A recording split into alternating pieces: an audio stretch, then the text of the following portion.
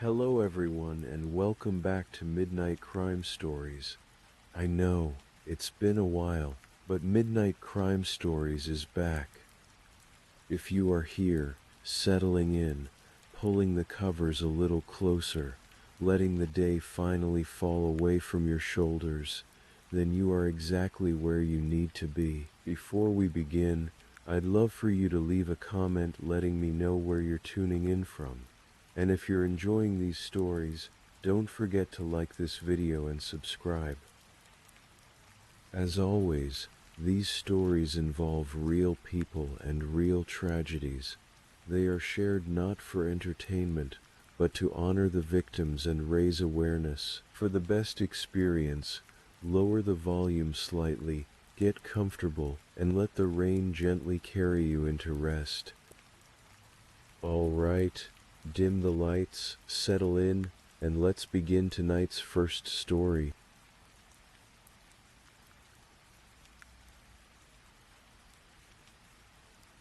Tonight I am going to tell you a story.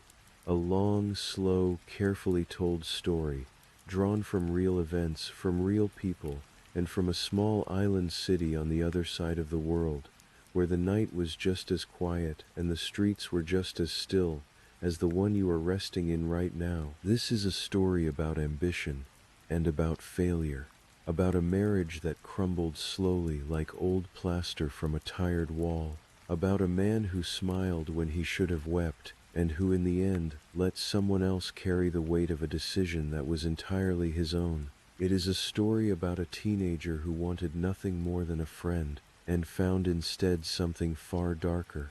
And it is at its heart a story about the moment when ordinary lives tip quietly into something no one can take back. You do not need to follow every detail with sharp attention. Let the words drift to you, like the sound of rain on a rooftop. Let the story carry you. Take a slow breath in, and let it go. Singapore, in the year 2001, was a city that never truly slept. It was a place of gleaming towers and narrow side streets, of hawker stalls open past midnight, and the constant low hum of a nation that had built itself, in barely 4 decades, from a colonial trading port into one of the most prosperous and orderly cities in all of Asia. The streets were clean, the rules were strict, and the people by and large moved through their days with a quiet industriousness, trusting in a system that promised safety in exchange for order. It was in this city, somewhere between its ambition and its stillness, that a man named Anthony Ler was born. Sometime around 1967, he was the youngest of 4 children, 3 boys and a girl, raised in a household that did not stay whole for very long. His parents divorced when he was still a child, still soft enough for the fracture to leave a mark, and by most accounts the young Anthony grew up feeling somewhat adrift. Not violent, not outwardly troubled, just quietly, persistently disconnected from the family around him. He was an average student, the kind who passes through school without leaving much of an impression, studying at River Valley English School and later Thompson Secondary School, before enrolling in a polytechnic for higher education. But even that chapter closed early. His father, who had been paying his fees, eventually refused to continue, and Anthony, without the support or the means to carry on, dropped out in his very first year. He completed his national service, as every young Singaporean man was required to do, and then, rather than leaving, he stayed on. He signed with the Singapore Armed Forces and served for several more years, eventually rising to the rank of second sergeant. Those years gave him structure, a routine, a set of walls to live inside. But when he finally resigned and stepped back into civilian life, the walls came down with him. He tried business. He tried several businesses, in fact, with the kind of restless energy that comes from a man who has too many ideas and not enough patience to grow any single one of them. A graphic design studio, a publishing venture, a modeling agency, each one launched with hope, and each one in time folded quietly into debt. By the late 1990s, Anthony Ler was carrying a financial burden heavy enough to bend a person. But through all of that, through the failures and the mounting debt and the uncertainty, there was one thing that had felt, for a while, like solid ground. Her name was Annie. Annie Leong Wai Mun was 15 years old. The first time Anthony Ler saw her, he was 19, and they met through their church, in the way that young people in Singapore often did in those years, through community, through shared spaces, through the ordinary proximity of a Sunday morning and a familiar pew. She was young and quiet, and there was something about her that drew him in. He was older, and seemed to know things, seemed to have a sense of direction that she perhaps admired. They began a relationship that lasted 5 years before they married. In 1995, when she was 24 and he was around 28. On the face of it, it seemed like a beginning, a real one. They had a daughter together born on the 13th of April, 1997, a little girl who became, by all accounts, the most uncomplicated thing either of them had ever loved. But behind the front door of their flat, the life they were living was far from calm. Anthony, almost from the beginning, was unfaithful. He had an affair with a woman named Berlinda Ho Wei Lin, a relationship that stretched over 3.5 years. At some point, inexplicably, he allowed Berlinda to move into the flat he shared with Annie and their young daughter. Annie discovered the affair. Anyone who has ever had something precious damaged by someone else's carelessness will understand, in some quiet part of themselves, the particular kind of exhaustion that follows that discovery. Not just the anger, but the long, slow weight of it. And still, Annie stayed. For a while, he had another affair with a woman named Marilyn Tan Su Fen, with whom he had also attempted a business partnership. That ended in the same pattern as everything else Anthony touched, in debt and disappointment and a slow drawing away. Annie, through all of this, had been holding things together with quiet, steady hands. She had left her bank job to help Anthony with one of his businesses. She had used their savings to settle his debts. She had tried, again and again, to stand beside a man who kept pulling the floor out from under her. In October of 1999, she finally left.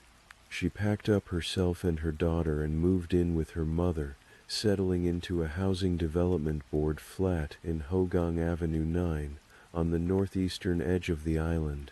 It was a small flat, a modest address, but it was hers, and it was honest, and it was safe. The separation, however, did not bring Anthony Ler any peace. Quite the opposite. In August of 2000, around a year after Annie left, Anthony's publishing business collapsed entirely. He was staring down near bankruptcy. The weight of it, the shame of it perhaps, pushed him to a desperate act. He attempted to take his own life by swallowing a large number of sleeping pills and was hospitalized. When Annie heard, she came. She went to him because that is the kind of person she was, and for Ler, her presence in that hospital room felt like a sign. He believed, or perhaps chose to believe, that the marriage was not over, but Annie did not return to him. She had come out of compassion, not reconciliation. And in February of 2001 she filed formally for divorce. The divorce filing set two things in motion. The first was the legal process, the custody arrangements, the division of assets, the sale of their jointly owned flat. The second was something far darker, stirring quietly inside Anthony Ler, something that the divorce papers had lit like a slow fuse. He knew he would likely lose custody of his daughter. His debts made that almost certain, and the flat, once sold, would be divided between them, leaving him less than he needed to stay afloat. The life he had imagined, or perhaps the control over a life he had imagined, was slipping entirely beyond his reach, and so Anthony Ler began to think about a way to keep it all. There is a McDonald's restaurant in Pasir Ris, a quiet residential town on the eastern edge of Singapore. not far from where Anthony Ler lived. In 2001, Pasir-Ris was a suburb of wide green spaces, of low-rise housing blocks and cycling paths that wound along the coastline. It was the kind of neighborhood where teenagers gathered in the evenings, simply because there was nowhere else to go, sitting outside fast food restaurants in the warm equatorial air, passing time the way young people do, talking, joking, watching the night go by. In February of 2001, Anthony Ler began spending time near that McDonald's. He was a man in his mid-30s. He dressed casually, spoke easily, and carried himself with the relaxed confidence of someone who understood young people, or at least knew how to make them feel understood. He struck up conversations with a group of teenage boys who gathered there regularly. He played the mentor. He bought them things. He listened. He laughed at their jokes and shared his stories, and before long the boys began to see him as something of an older friend, a guide, a figure of easy authority. There were 5 of them, broadly speaking. There was a 16-year-old dropout named Gavin Ni Jin Wei. There was a 22-year-old named Si Tae Zai Hao.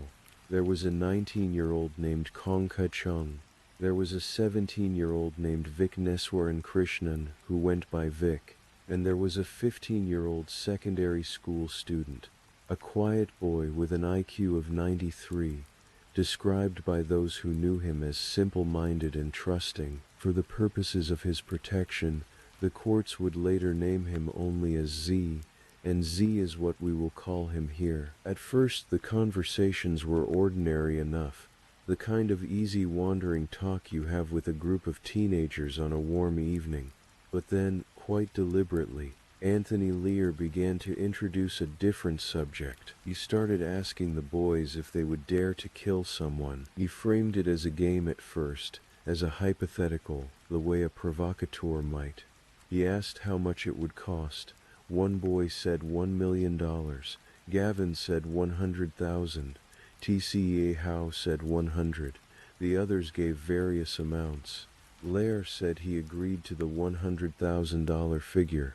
And then, quite calmly, he told them who the target was: his wife.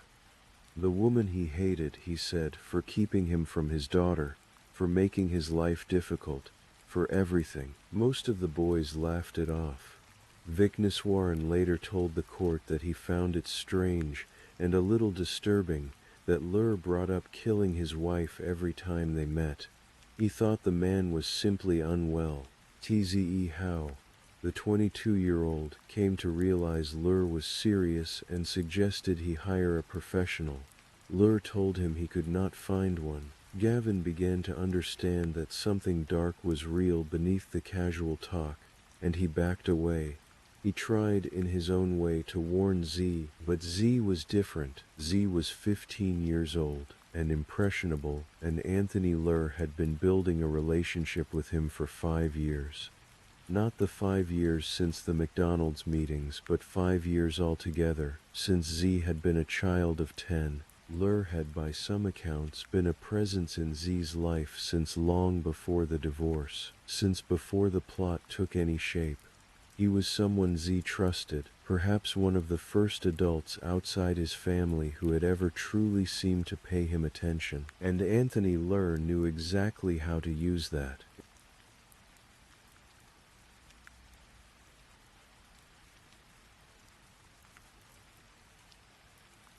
In the first week of May 2001, Anthony Ler's approach changed. The casual conversations gave way to something more specific, more insistent, more enclosed. He brought Gavin and Z to his flat. He showed them photographs of Annie and of their daughter. He brought out a knife, a long steak knife with a wooden handle, and he told the boys to practice. He demonstrated how it should be done. He showed them the angle of approach, the placement of the hand, the motion of the blade across a throat. He used a rolled newspaper as a prop. He made them rehearse. Gavin, after speaking with a 14-year-old female friend who pleaded with him not to follow through, eventually withdrew. He told Z to back out as well. He was worried. He could see what was happening, but Anthony Ler was not finished with Z. After Gavin pulled away, Ler turned his full attention to the 15-year-old. He pushed harder. He called Z repeatedly on his mobile phone. He reminded him of the money, 100,000 Singapore dollars, enough to change a young life entirely, at least in the imagination of a 15-year-old who did not yet understand what money truly cost. He promised Z a share in his company. He told the boy that he was chosen, that he was trusted, that he was special. And then, when the gentler tools stopped working, he reached for darker ones. He threatened Z. He told the boy that if he did not carry out the killing, he, Anthony Ler, would take Z's life instead. And not just Z's life. He threatened the lives of Z's parents, his siblings, the people the boy loved most in the world. He told Z that he would harm them if Z did not do as he was told. Z was 15 years old. He was not a violent child.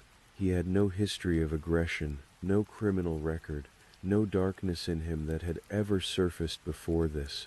He was a boy who wanted to take his GCE N-level examinations that year. He was a boy who loved his parents. He was a boy who had, entirely by the accident of a McDonald's car park and a grown man's loneliness, ended up in a room where there seemed to be no door. The first attempt came on the 10th of May, 2001. Anthony Ler drove Z to Hugang Avenue 9, to the block of flats where Annie lived with her mother and their daughter. He instructed Z to wear a helmet to hide his face. He gave him the knife. He told him to go to the 4th floor, to wait, and to do what had been practiced. Z went. He climbed the stairs. He saw a woman getting out of a taxi below and called Ler to ask for a description. Ler told him. Z moved toward the lift lobby of the 4th floor, but he missed her, and then coming out of the flat, Annie appeared with her daughter, the small girl, walking toward the playground. Z stood there on the landing, looking at a mother and her child, and he could not move. He could not do it. He went back. The second attempt came on the 11th of May. Z arrived at the block again, helmet in hand.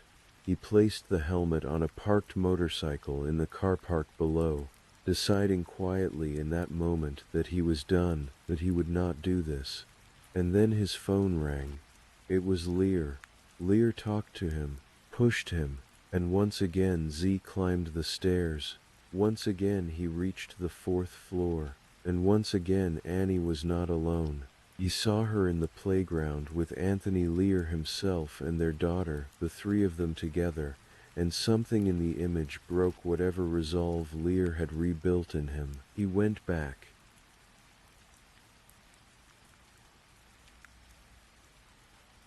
It had not happened. After 2 failed attempts, Anthony Ler was no longer patient. He told Z that there would be no turning back.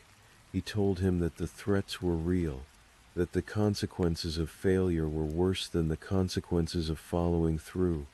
For the next 2 days, Z stayed away from Ler entirely. It was Mother's Day weekend, and Z spent it with his own mother, as normal a thing as he could find to hold on to. But on the 13th of May, 2001, he went back to Ler's flat. Ler had been calling him, persistently, repeatedly, the way that controlling people call, not to speak but to assert presence, to remind a person that they cannot simply disappear. Z answered, and went, and at the flat, Ler rehearsed the plan one final time. He also mentioned, almost in passing, that earlier that day he had gone to see Annie and their daughter, and that he had tried to do the killing himself, but had not been able to find the opportunity. Z later wrote in his confession that hearing this made him feel something like relief. Perhaps Ler would do it himself.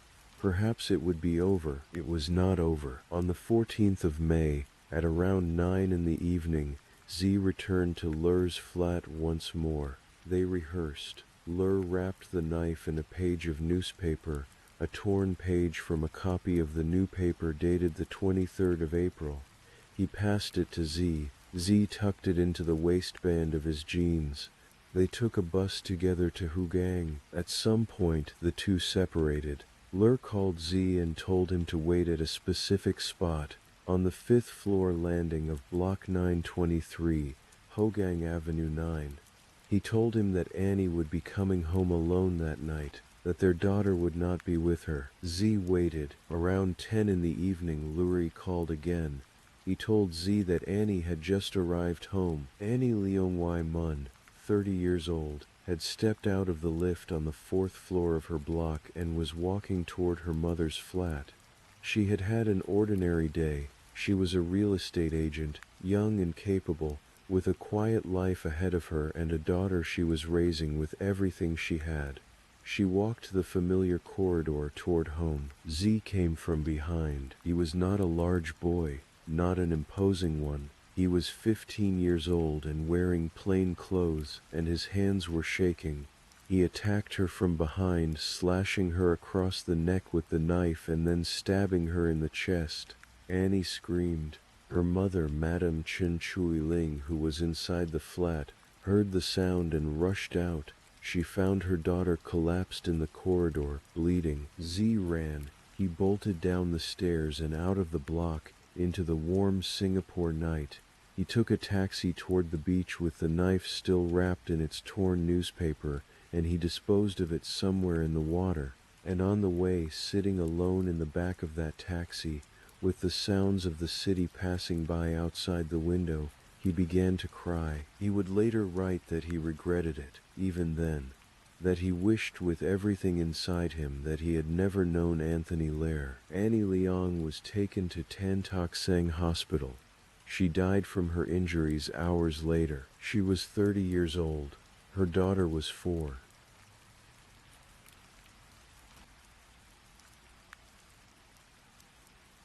The news of Annie Leong's death broke quickly through her family and community, and within hours word reached the police, and the investigation began. Anthony Ler, learning that his wife was dead, went to the hospital.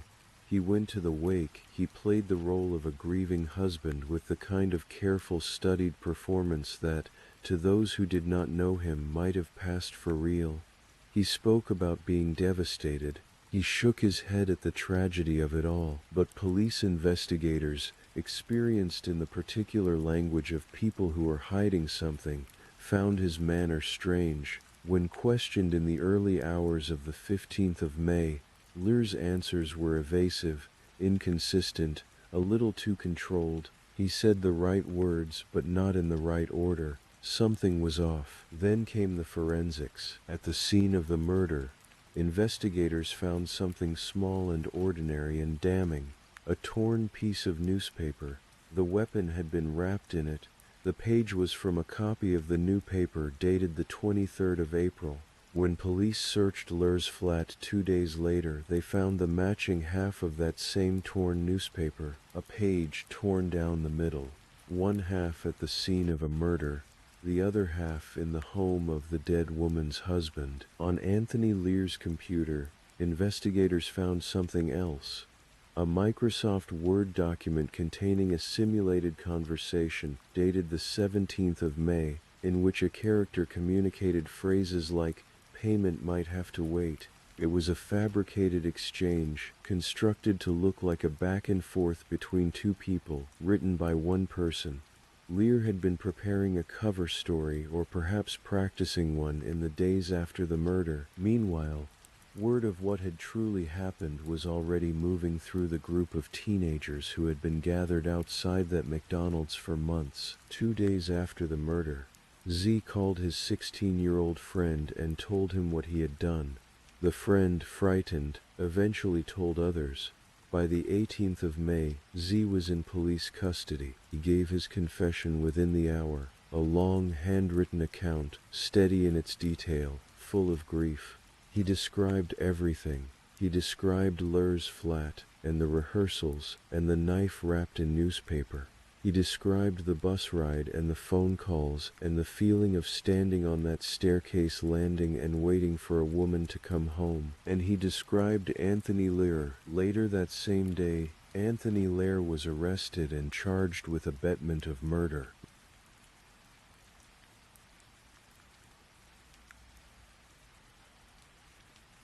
The trial of Anthony Ler and the boy known as Z opened on the 19th of November, 2001, in the High Court of Singapore. It was heard before Judicial Commissioner Tay Yong Kwang, a precise and deeply thoughtful jurist who would go on to become one of Singapore's most respected judges.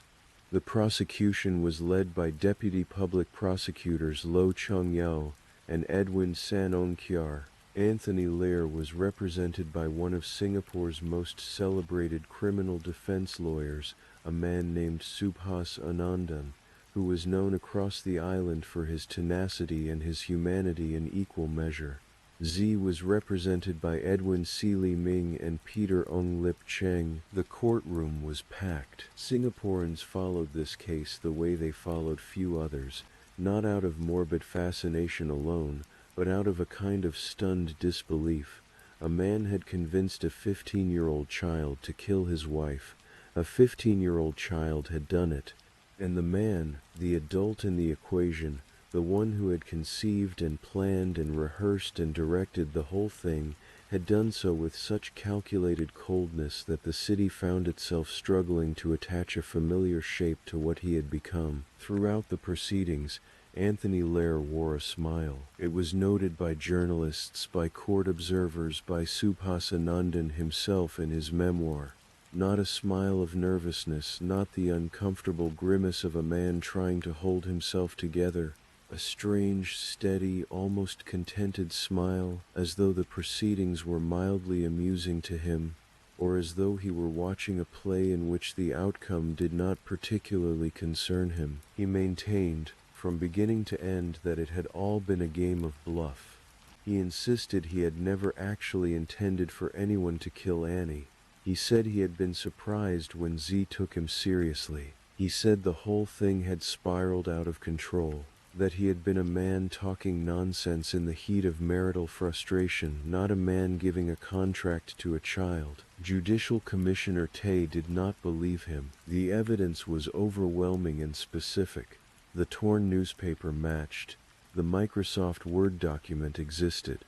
Z's confession was detailed and internally consistent. Multiple witnesses from the teenage group described, separately and in substantial agreement, the weeks of conversations at the McDonald's, the visits to Ler's flat, the rehearsals with the knife, the offers of money. Berlinda Ho, Ler's former mistress of 3.5 years, testified that Ler had spoken often and seriously about killing his wife, and had threatened Berlinda herself on multiple occasions. She said that when Annie raised the idea of divorce, Ler had become, in her words, unhinged. And then there was Z's handwritten confession, reproduced in part in the court documents and later in the Straits Times collection of Singapore's most notable crimes. In his own words, a 15-year-old boy described what it had been like to be slowly, deliberately shaped into a weapon. He described the rehearsals without emotion, the practical facts of them, the newspaper and the knife and the photographs of a woman he had never met. He described waiting on that staircase and the phone ringing and running away afterward. He described the taxi ride to the beach and the knife going into the water. And he wrote, at the end of his confession, that he really regretted doing it, even at this point of time while writing this. Judicial Commissioner Tay, in his judgment, described Z as a morose and mortified teenager still trying to come to terms with the cataclysmic events of those preceding months. He said he saw no mean miniature monster in him. He detected no vengeful or vicious spirit in the boy. He understood that Z had been manipulated, threatened, and ultimately broken into compliance by a man who had spent 5 years building the trust necessary to make such compliance possible. Of Ler, the judge was far less gentle. He described the case as a death match on the chessboard of reality, in which the boys had been used as pawns. He found Ler guilty of abetment of murder, having conceived, planned, and directed the killing of Annie Leong with deliberate intent and calculated cruelty. On the 5th of December 2001, Anthony Ler was sentenced to death. Z, who had been found guilty of murder but could not be sentenced to death due to his age, was ordered to be detained indefinitely during the president's pleasure. Subhasanandan, Ler's defense lawyer, filed an appeal against the death sentence. It was heard before three of Singapore's most senior judges in the Court of Appeal, Chief Justice Yong Pung Hao, Judge of Appeal Chow Hick Tin, and High Court Judge Tan Lee Meng. On the 4th of March, 2002, the appeal was dismissed. Ler then filed a clemency petition with the President of Singapore. That too was rejected. In the weeks between his failed appeal and his scheduled execution, Anthony Ler made one final gesture to his lawyer. He offered to donate his kidneys to Subhas Anandan, who was dealing with health problems of his own.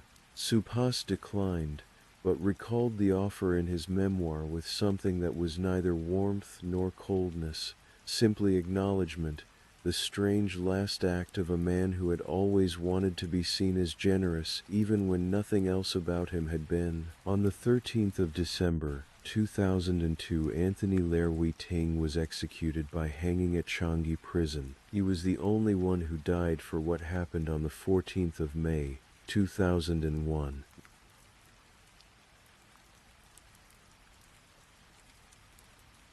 The boy the courts named Z spent the years that followed inside Queenstown Remand Prison, and then in other facilities within Singapore's correctional system. He studied. He sat his GCE N-level examinations, the same ones he had been preparing for when the whole terrible episode began.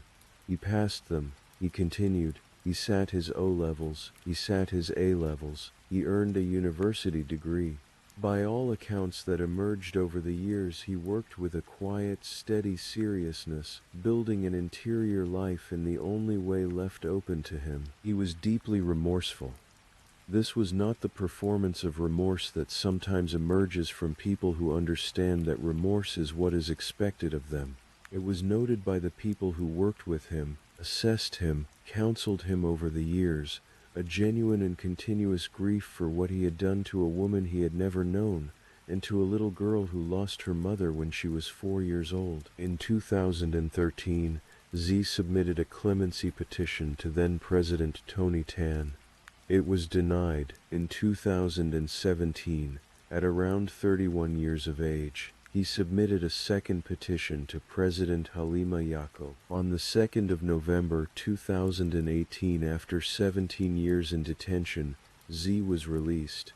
He had been granted clemency by the President of Singapore. He walked out into a city that had changed enormously since the night he had walked into it carrying a knife wrapped in newspaper. Annie Leong's mother, Madam Chin Chui Ling, who had held her daughter in that corridor 17 years before and had never left the flat where it happened, told a family friend that she bore no bitterness toward Z's release. She was not without sorrow. She would never be without sorrow.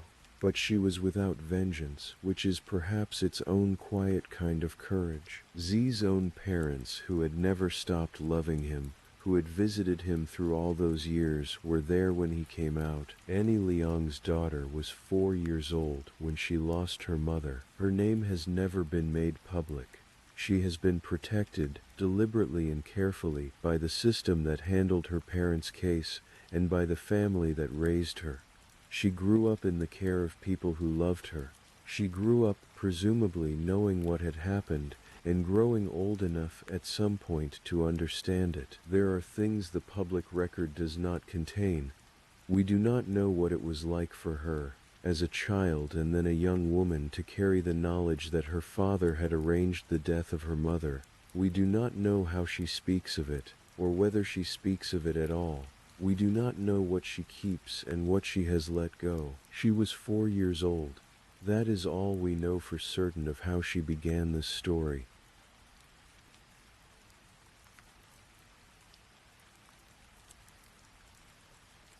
There is something that sits with you after a story like this one. Not horror, exactly.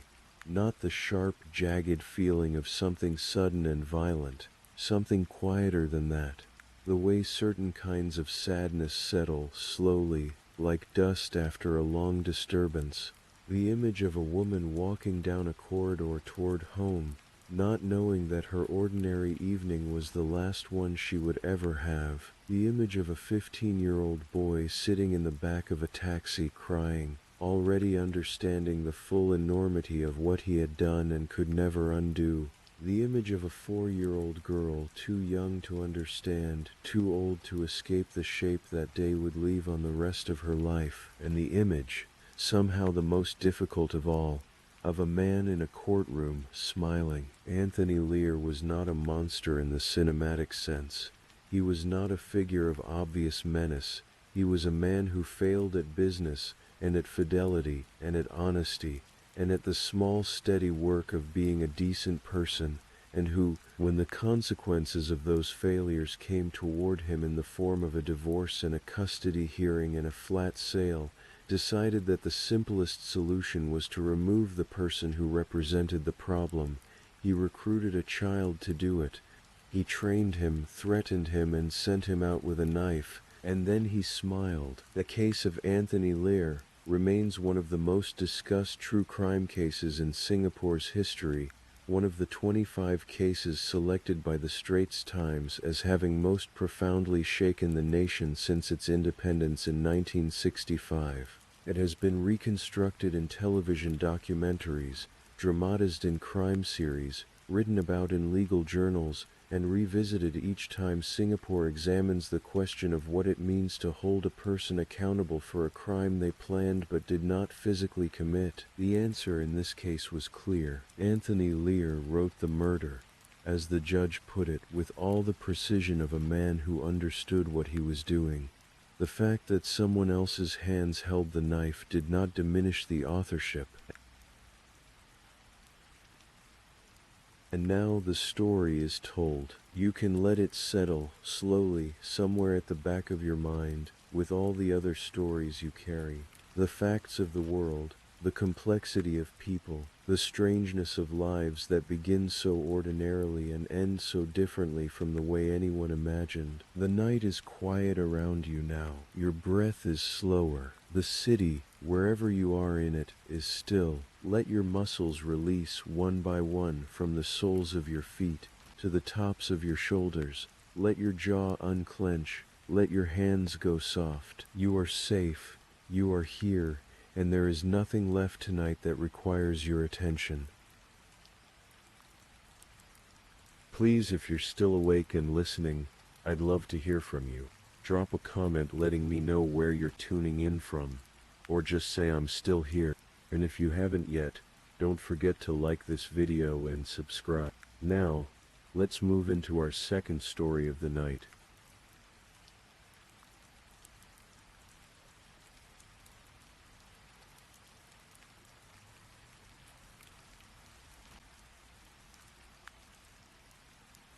Story 2, The Case of Jesse Gogen.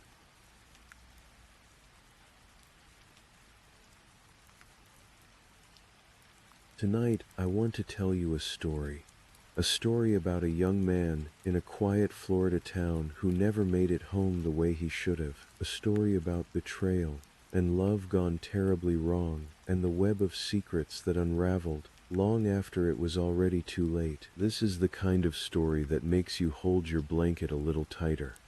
The kind that lingers in that soft place between waking and sleep. Pensacola, Florida, sits right at the far western edge of the state, so close to Alabama that you could almost miss it on a map. It is a Gulf Coast town, with warm salt air and long flat roads that stretch out toward the water. The kind of place where people know each other's names, where neighborhoods bleed into one another, where the same faces appear again and again at the same gas stations and corner stores. Medford Avenue in particular sits in a quiet residential pocket of the city, in a community called Montclair. The houses there are modest and close together, the kind of street where a car parked in front of the wrong house can be noticed, where sounds carry through open windows on warm autumn afternoons. It was on Medford Avenue, on a Saturday in late October of the year 2022, that everything changed. Jesse Allen Gogen was 26 years old when he died. Those who loved him will tell you he was not a perfect man. He had his struggles. Just 3 days before he was killed, he had been arrested on drug charges and a vehicle theft accusation. His sister Cheyenne Arnold addressed those facts plainly and with a kind of fierce, grieving honesty that only someone who truly loves a person can offer. "He's a human," she said. "He makes mistakes. His mistakes don't define him as a person." And then she said something that has stayed with people ever since. "When he loved," she said, "he loved with everything he had, and then some." Jesse had a big heart. The people who knew him understood that, in the complicated and imperfect way that people can carry both light and shadow at the same time. He was someone's brother, someone's friend. He was, on that October afternoon, simply a young man who had come home to collect some of his belongings. He was in the process of moving out. His sister told reporters that Jesse had been at her house just hours before he was killed. He had stopped by, the way people do, the way you do when life is busy and you are in the middle of something and you have no reason to believe the afternoon will be your last. He had just been there, and then he wasn't. To understand what happened on Medford Avenue, you first have to understand the tangle of relationships that surrounded Jesse Gogen in his final weeks. There was a woman named Alyssa Marie Blackburn. She was 22 years old at the time. She was, according to the evidence presented at trial, Jesse's girlfriend, his partner, the person who was supposed to be closest to him. But Alyssa was also in a relationship with another man, a man named Jacob Colville. And Jacob Colville was, by every account that would later emerge in court, a dangerous person, a man with a history, and a temper, and a willingness to cross lines that most people would never approach. Somewhere in the middle of these two relationships, Alyssa Blackburn had made a choice. Perhaps it built slowly, the way bad decisions often do, one small step at a time, until suddenly the distance traveled is enormous and there is no clear path back. Perhaps it happened faster than that. Courts and juries can establish timelines, but they cannot always explain the human mind, the way people talk themselves into terrible things, the way love and anger and fear can become indistinguishable from one another. What the evidence would ultimately show was this. Alyssa Blackburn had, at some point before October 29th of 2022, expressed a desire for Jesse Gogen to be, as she reportedly put it, made to leave her alone, and she had said it to Jacob Colville. Text messages recovered during the investigation showed discord, ongoing and simmering, between Alyssa, Jesse, and Jacob, a triangle of people all pulling in different directions, with too much pride, and too much history, and not enough wisdom to simply walk away. 9 minutes before Jesse Gogen was murdered, Alyssa Blackburn sent a message to a friend. She wrote that Jacob Colville was going to kill Jesse. 9 minutes, and no one stopped it.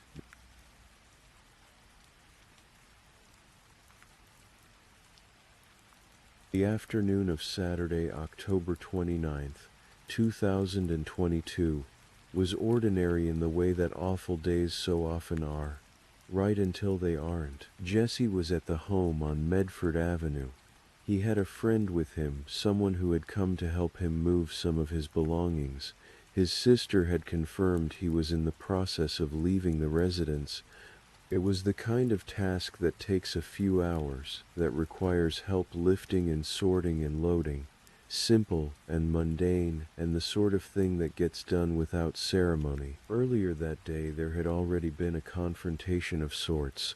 According to the initial report, Jesse and the same friend had pulled up to the home at one point, and there was a black Toyota nearby. Jesse, in a moment of anger, had reportedly climbed onto the roof of that Toyota and broken the sunroof. The Toyota belonged to Jacob Colville.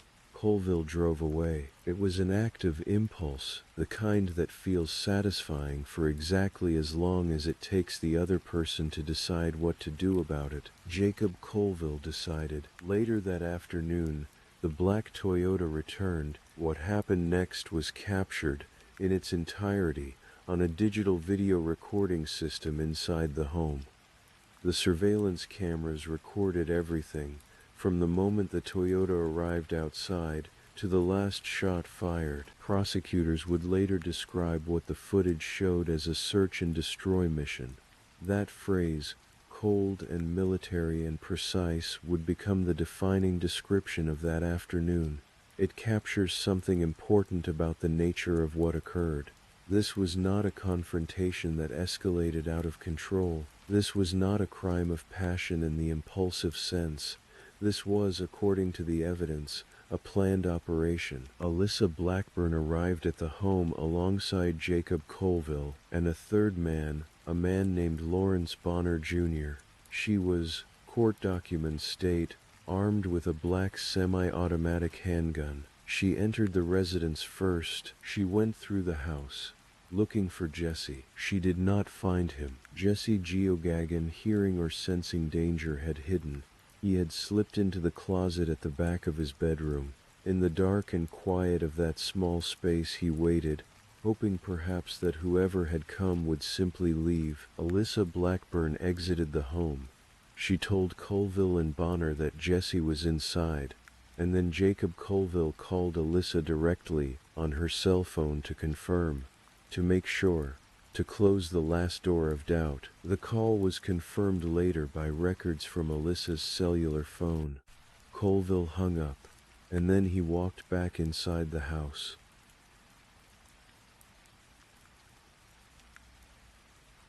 The friend who had been with Jesse that afternoon was still present during parts of what followed.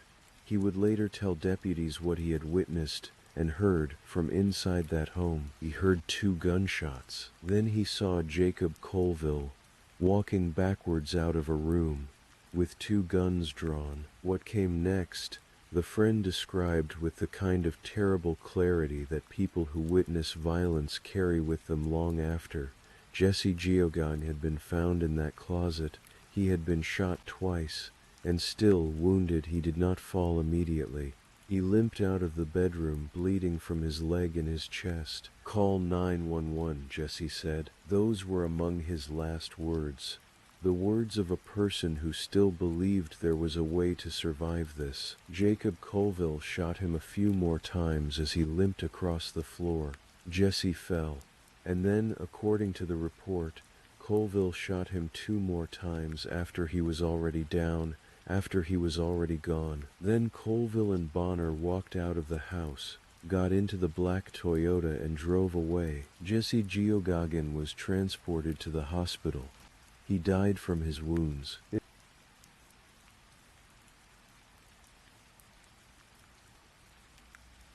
In the hours that followed the shooting, a car was found on fire underneath the 11-Mile Creek Bridge, not far from the scene. Investigators believed it was connected to the murder. The fire that destroys evidence, that erases the trail. It is a detail that speaks to a certain kind of planning, a certain kind of cold-bloodedness. Alyssa Blackburn, when she spoke to investigators in the immediate aftermath, told a story. She said she had been walking the dog, and that when she came back she found Jesse shot. She had not been inside. She had not known. She was a grieving girlfriend, returning to horror. It was a lie, and it began to unravel almost immediately. Surveillance footage from inside the home told the true story. Eyewitness statements corroborated what the cameras had recorded. Her cellular phone data placed her in contact with Colville in those critical minutes. And then there were the text messages, the string of digital breadcrumbs that showed not only that she had known what was going to happen, but that in some deeply troubling way she had wanted it. The story she told investigators lasted about as long as it took the Escambia County Sheriff's deputies to review the footage. Jacob Colville did not stay in Pensacola after the murder. He fled. For a week he remained at large, a wanted man with a first-degree murder warrant and nothing left to lose. Law enforcement searched for him across Florida, following leads and tracing his movements. 1 week after Jesse Gogen was killed, officers with the Eustis Police Department in Lake County in Central Florida found Jacob Colville. He had been attempting to disguise himself.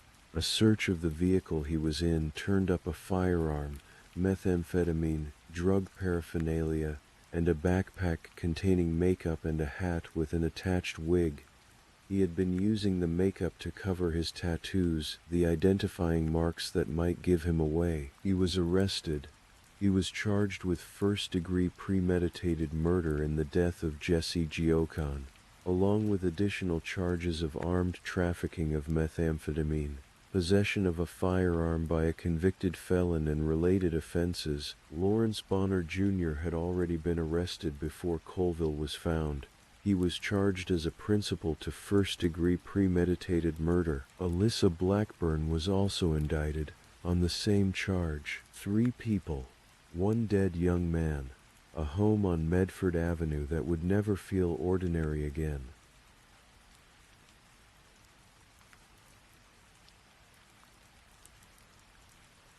The legal proceedings that followed the murder of Jesse Gogen stretched across years the way serious criminal cases often do, unfolding in separate courtrooms, with separate juries, separate verdicts, separate sentences. Jacob Colville went to trial first. His case was heard in June of 2024, nearly 2 full years after he had walked into that house on Medford Avenue with guns in his hands. The prosecution, led by Assistant State Attorney Amy Shea, built its case around the surveillance footage, the witness testimony, and the simple, undeniable reality of what the cameras had captured. "This is a case," Amy Shea told the jury in her closing argument, "where the video really speaks for itself." The courtroom sat in near total silence for the first 5 minutes of her closing, while 3 separate surveillance feeds played on a screen at the front of the room. 3 angles, 3 timestamps, 1 complete picture of everything that had occurred on that October afternoon. No narration was needed. "It's blatantly obvious," she told the jury. "The defendant goes to the victim's home armed to the teeth with the sole purpose and intent of shooting and killing Jesse Gogen." The jury found Jacob Colville guilty of first-degree premeditated murder. He was sentenced to life in prison immediately by Circuit Judge Coleman Lee Robinson. There would be no parole. There would be no second chance. Jacob Colville, who was 31 years old at the time of sentencing, would die in a Florida state prison. After the verdict, asked if he had any regrets, Colville reportedly said he did not regret it. Those words settled over the courtroom like something heavy and permanent. Lawrence Bonner Jr. had a different reckoning. The evidence suggested that Bonner's involvement, while still deeply serious, was of a lesser degree than Colville's. He had been present, he had entered the home, but the details of his specific actions were less clear, and the prosecution recognized the value of his testimony in their case against Alyssa Blackburn. In August of 2024, Bonner reached a deal with prosecutors. He agreed to plead no contest to principal to second-degree murder, and he agreed to cooperate fully with the state, to testify, to tell what he knew on the record in open court. In exchange, his sentence was capped.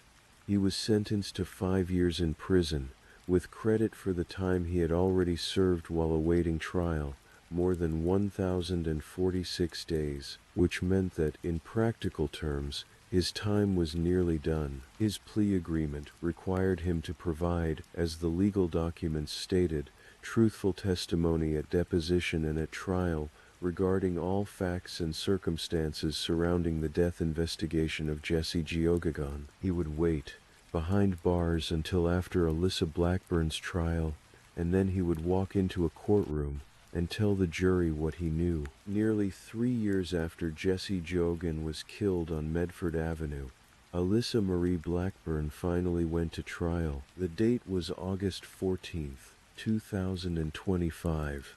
She was 25 years old by then, years removed from the night she had carried a handgun into her boyfriend's house and told two men where to find him. She had spent those years on the other side of the courtroom from the inside, watching first Jacob Colville, then Lawrence Bonner face their own accountability. Now it was her turn. She was charged as a principal to second-degree murder under Florida law, which holds that a person can be found equally responsible for a crime if they participated in, assisted with, or encouraged it, regardless of whether they were the one who physically carried out the act. She did not have to have pulled the trigger to be guilty. She had done something arguably more calculating than that. She had opened the door. The prosecution presented text messages, dozens of them, carefully extracted from Blackburn's phone, reconstructing the days and hours leading up to Jesse's death.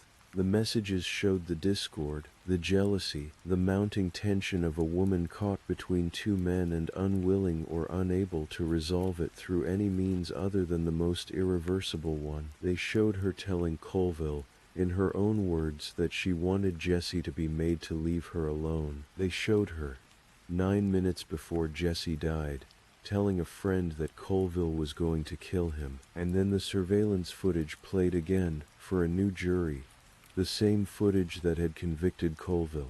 Alyssa Blackburn entering the home, armed, searching, leaving, making the call, and then from the other side of the front door, the sounds and images of what came after. The jury deliberated and returned a verdict of guilty. Alyssa Marie Blackburn was convicted of being a principal to second-degree murder. The sentencing hearing was held on October 8, 2025.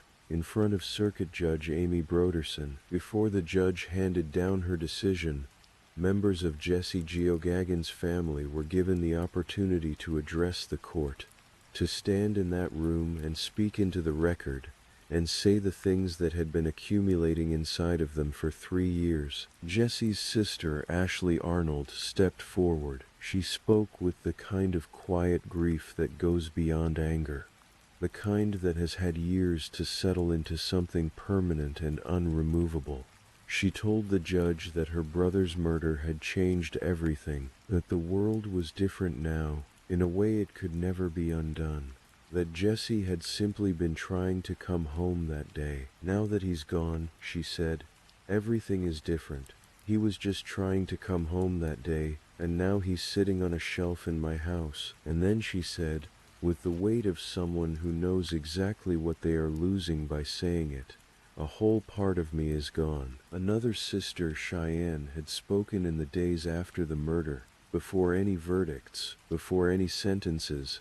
I hope that you live with it every day of your life, she had said, about the people responsible. Now 3 years later, the court was deciding whether they would. Judge Amy Broderson handed down her sentence, life in prison, without the possibility of parole. Alyssa Marie Blackburn would spend the remainder of her life in a Florida State Correctional Facility. She would not come home. She would not see another October afternoon on any street other than the one behind prison walls. She would grow old inside that sentence, if she grew old at all.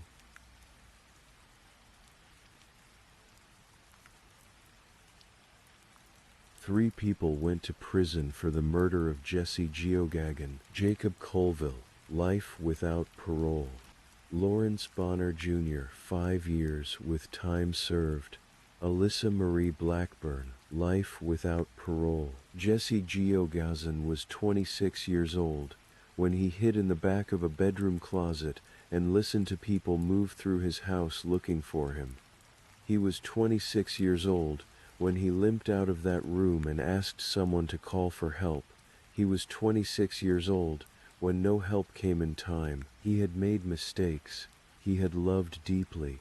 He had, in the hours before he died, spent time at his sister's house, the ordinary, unremarkable kind of time that families share without knowing it is precious until it is gone. His sister said he was going to come through her door one day, and say it was okay. He never did. The surveillance footage from inside that house on Medford Avenue exists somewhere in an evidence locker, on a hard drive in the court record.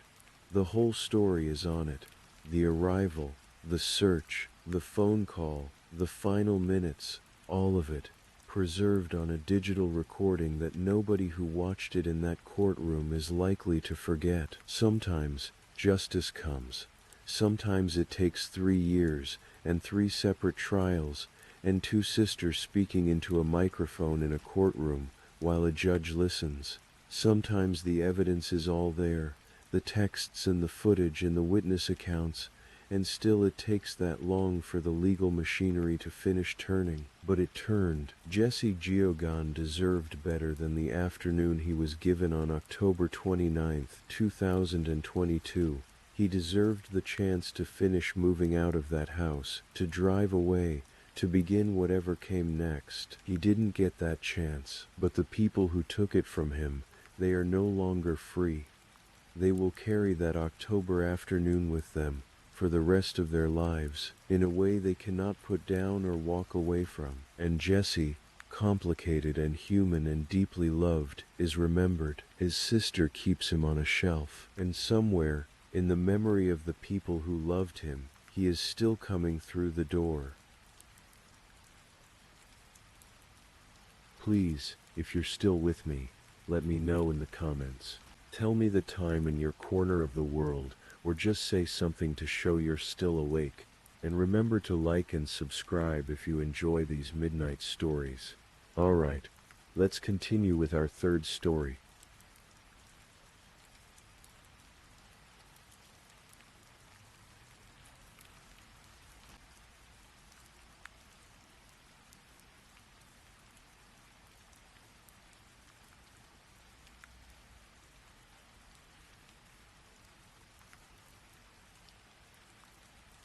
Story 3: The Abduction and Murder of Samantha Koig.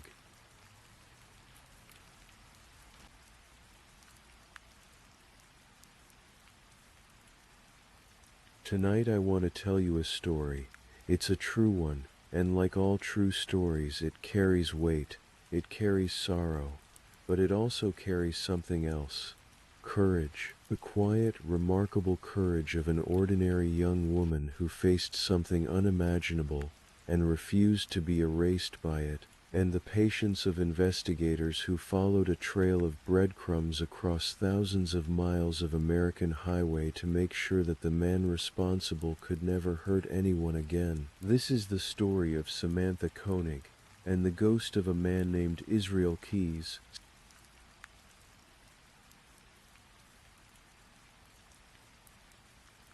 There is something about Alaska in February that is hard to put into words unless you've been there. The darkness is not the same darkness you know. It arrives early, sometimes as early as 3 in the afternoon, and it stays. It wraps itself around the city of Anchorage like a second skin, heavy and absolute. The temperature drops into territory that makes the air feel sharp, almost alive. And the mountains that ring the city, magnificent in summer, disappear into a gray sky that seems to lower itself down toward the earth like a held breath. It was in this kind of darkness, on the evening of February the 1st, 2012, that 18-year-old Samantha Koig went to work. Samantha was a barista. She worked at a small drive-through coffee stand called Common Grounds, tucked into a parking lot on Tudor Road on the east side of Anchorage. It was a modest little place, the kind of kiosk you'd barely glance at from a car window, a few square feet of counter space, an espresso machine, a tip jar, and a girl in a lime green shirt who smiled at the regulars and knew their orders by heart. Samantha had a life full of the ordinary, beautiful things that 18-year-olds hold. She had a boyfriend who was supposed to pick her up that night after her shift. She had a father, James, who loved her. She had friends, plans, a future that stretched out ahead of her like an open road. Her favorite color was lime green, which is why she wore it to work that day, a long-sleeved shirt, bright as spring in the middle of a dark Alaskan winter. She had no reason to think that evening would be different from any other, and that is the cruelest part of what came next. Before we follow Samantha through the rest of that night, we have to understand the man who was already watching her. Israel Keyes was 34 years old in the winter of 2012. To nearly everyone who knew him, he was unremarkable. He ran a small construction company. He lived in a house in West Anchorage with his girlfriend and his 10-year-old daughter, whom he apparently loved. He was quiet, organized. He paid his bills. He owned a white pickup truck. But underneath that ordinary surface, something had been growing for a very long time. Keyes had grown up in a large, deeply religious family in rural Utah and later rural Washington. The exact contours of his childhood are murky. He was guarded about it even when speaking to investigators, but what is clear is that the darkness in him took root early. In the summer of 1997 or 1998, as a teenager, he had stalked a young girl tubing down a river in Oregon, threatened her with a knife, and violently assaulted her. He had originally planned to kill her as part of what he described as a ritual. He let her go, and then he told investigators years later that he had been too timid, that he would not let that happen again. He enlisted in the United States Army in 1998. He served as a specialist, was stationed in the Pacific Northwest, received an honorable discharge. He came home, he built a life, he started a business, he had a daughter, and he kept killing. Over the course of roughly 11 years, Israel Keyes crisscrossed the United States in a way that was almost incomprehensible in its deliberateness. He flew to distant cities. He rented cars under his own name because he knew that his name was not in any law enforcement database. He drove thousands of miles. He committed crimes in places far from Alaska, far from his home, far from anywhere that anyone might connect him to a missing person case. He was meticulous in a way that still makes investigators uneasy when they talk about him. He never picked victims based on a consistent profile, no specific age, no specific gender, no specific race. He picked people based on opportunity, on vulnerability, on the cold, rational calculation that they were available, that they were isolated, that they could be taken. He buried what the FBI would come to call murder kits, waterproof containers stashed in remote locations across the country, sometimes years before he intended to use them. These kits contained weapons, zip ties, gloves, and other materials. He would fly into a city, rent a car, drive to the location where he'd buried a kit, retrieve it, and then commit a crime, sometimes hundreds of miles from where he'd landed. The FBI believes he killed at least 11 people over the course of his criminal career, possibly more. Before the winter of 2012, not a single law enforcement agency in America had his name on a watch list. Not one. He was, in the truest sense of the word, a ghost. On the evening of February the 1st, 2012, Israel Keyes had been planning this night for weeks. He had studied the coffee stands along Tudor Road. He had considered several of them. He ruled some out because they closed too early, or because they were too exposed, or because their locations didn't offer him a clean exit. He chose Common Grounds because it was open late and because of the way the parking lot was laid out. He had driven past it enough times to understand its rhythms. He was not looking for Samantha specifically. He had never met her. He didn't know her name.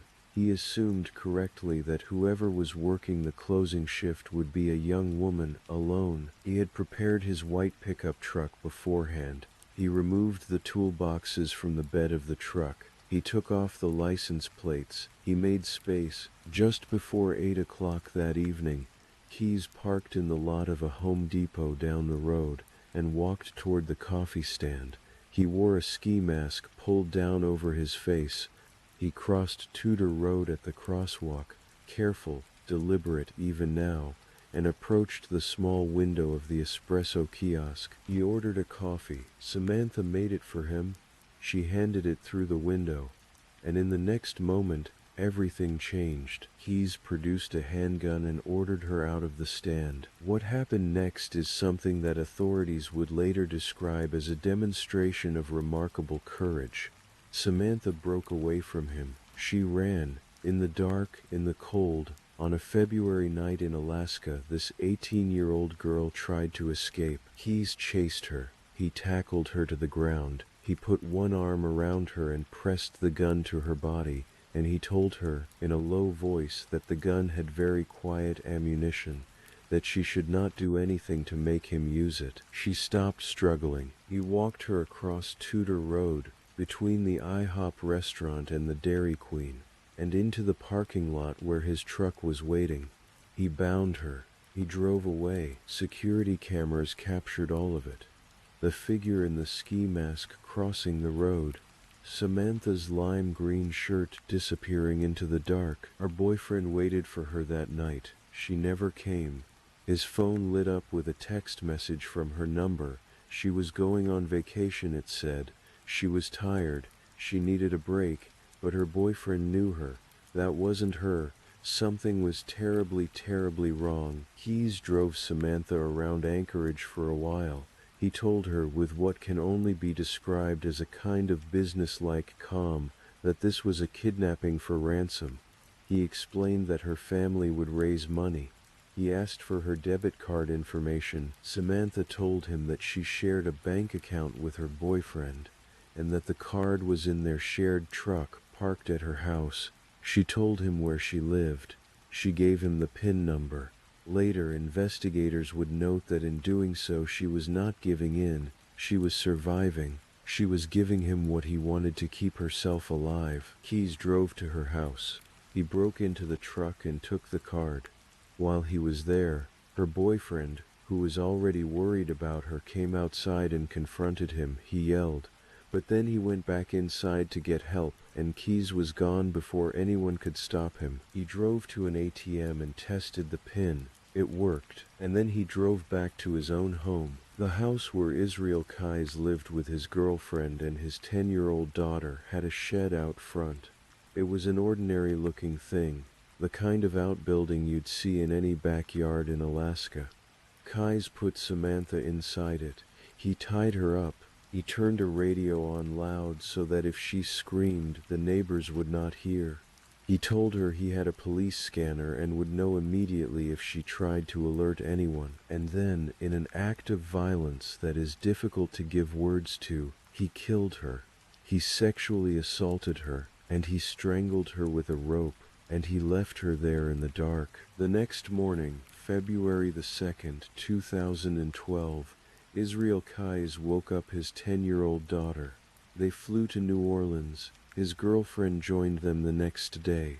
They boarded a cruise ship together for a 2-week vacation in the Gulf of Mexico. He left Samantha Koig's body in the shed. While Israel Keyes sailed through warm Gulf waters with his family, the city of Anchorage was beginning to look for Samantha. Her disappearance was not the kind that made immediate headlines. She was a young woman who had, according to her own phone, sent a text saying she was leaving voluntarily. The police, following protocol, could not immediately treat it as an abduction. There was surveillance footage of the espresso stand, but investigators made the controversial decision not to release it publicly right away, a decision that would draw significant criticism in the weeks that followed. Her family and friends knew something was wrong. Her boyfriend knew. Her father James knew. But without the footage being public, the search struggled to gain the momentum it needed. In the surveillance video that investigators were studying internally, they could see the man in the ski mask. They could see him cross the road. They could see him approach the stand. They could identify his white pickup truck.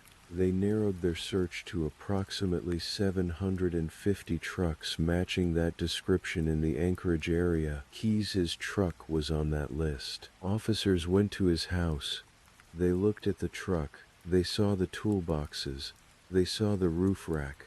Both appeared to be permanently installed. welded on. As the officer later noted in his report, the truck didn't match anymore. Keys's name was crossed off the list. What the officers did not know was that Keys had reinstalled the toolboxes and rack after the abduction specifically to pass this kind of inspection. He had anticipated it. He had prepared for it. His name disappeared from the investigation. On February the 17th, 2012, Israel Keys returned to Anchorage from his cruise. He went to the shed. What he did there is something that exists at the very edges of human comprehension. An act so cold, so calculated, so devoid of anything recognizable as human feeling, that even the investigators who reviewed his confession years later described it as one of the most disturbing things they had encountered in their careers. He staged a photograph. He retrieved Samantha's body from where he had left it. He applied makeup to her face, and with fishing line he sewed her eyelids open. He posed her holding a copy of the Anchorage Daily News, an issue that was 4 days old, to make her appear to be alive. He photographed her. Then he sat down at a typewriter and wrote a ransom note. On February the 24th, he sent a text message from Samantha's phone to her boyfriend. He told him to look for a package in a park. Anchorage police found it. The photograph and the ransom note, demanding $30,000 be deposited into Samantha's bank account. For her family, this was both agony and fragile hope. The photograph looked real enough. Was she alive? Could they still get her back? James Koenig and the community around him raised what they could, $5,000, and deposited it into the account. But Samantha was already gone. Now Keys made the mistake that would end him. He needed the money.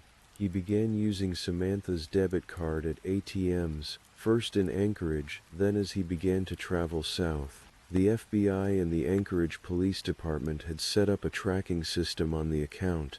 Every withdrawal was logged, geotagged, and relayed to investigators in near real time. The card pinged in Anchorage, then in Arizona, then in New Mexico, then in Texas. Investigators began to understand the shape of what they were looking at.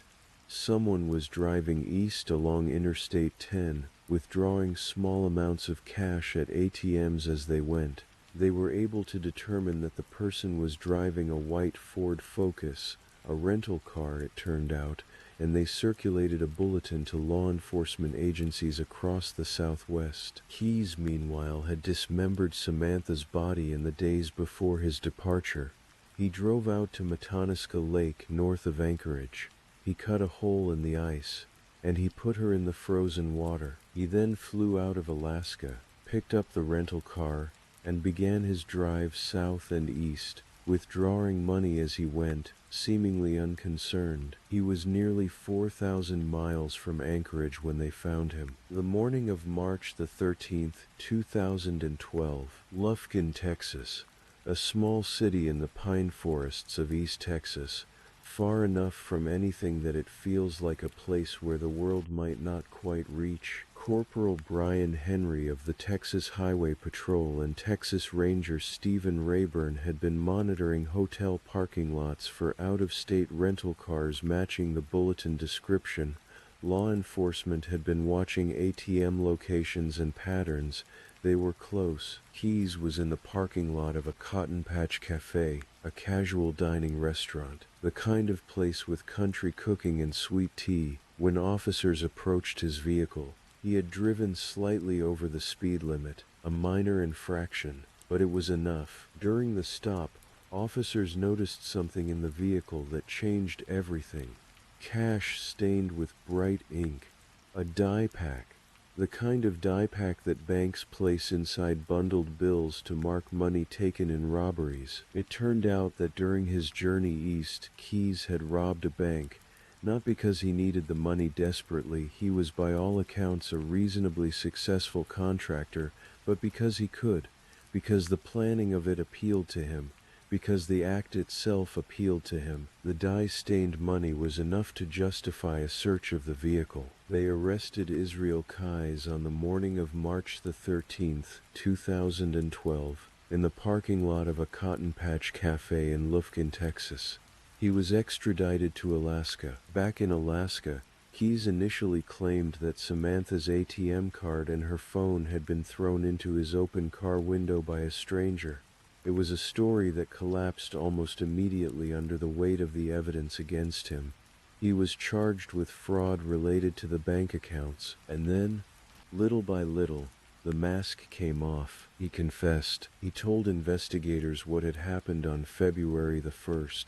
He walked them through the planning, the reconnaissance of the coffee stands, the preparation of the truck, the ski mask, the walk across Tudor Road. He told them about the shed, about the cruise, about the photograph with the fishing line and the newspaper. FBI Special Agent Jolene Godin sat across from him in interrogation rooms over a period of many months.